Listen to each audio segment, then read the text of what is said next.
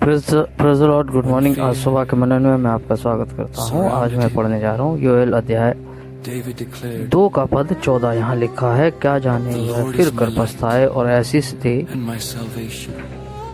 जिससे तुम्हारे परमेश्वर यहोवा का अन्नबलि और अर्घ दिया जाए। मेरे जी, आज जिस विषय के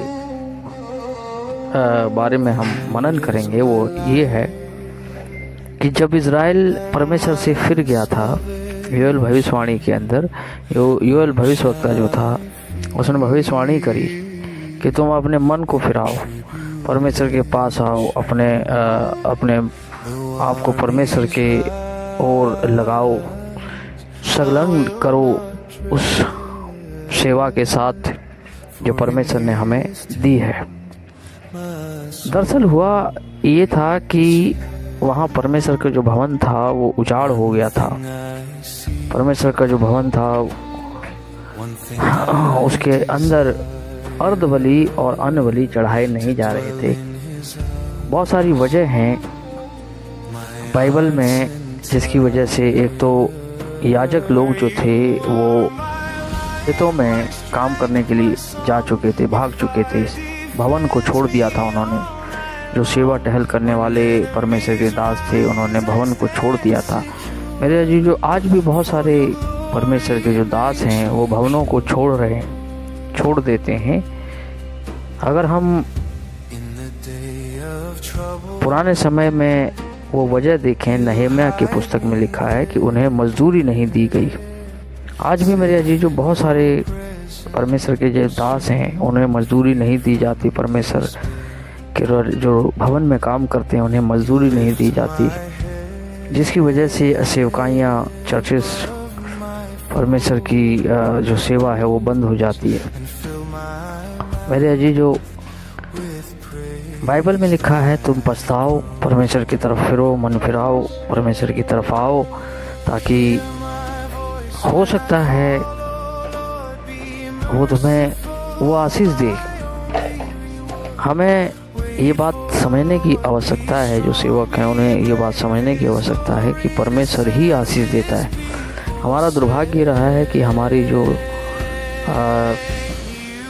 आशा जो है मनुष्यों के ऊपर रहती है कि ये मनुष्य मेरे लिए ऐसा करेगा, वो मनुष्य मेरे लिए ऐसा करेगा, या वो मेरे लिए कुछ करेगा।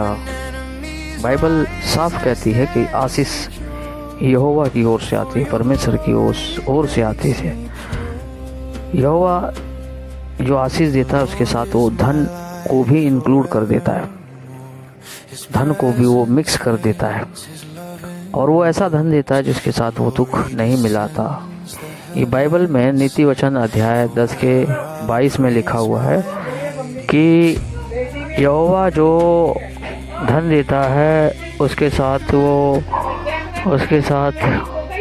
दुख नहीं मिलाता।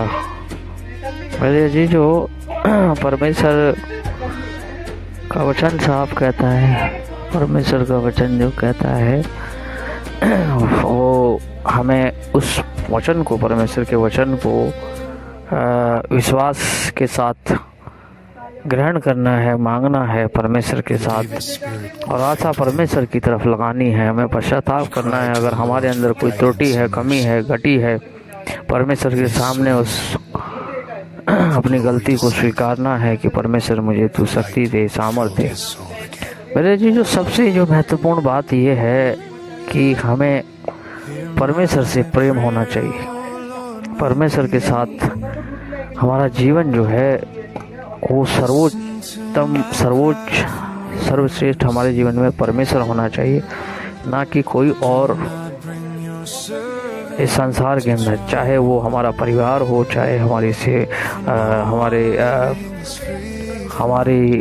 वेल्थ हो, हमारा शरीर हो, या हमारा दिनचर्या हो, किसी भी प्रकार का हमारे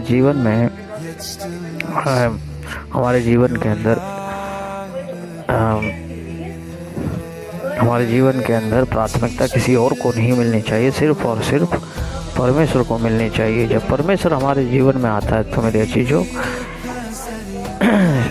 बाइबल में लिखा है कि वो हमें ऐसी आशीष देती है जिससे हम उसका भी काम कर पाते हैं। प्रभु आशीष दे इस दिन।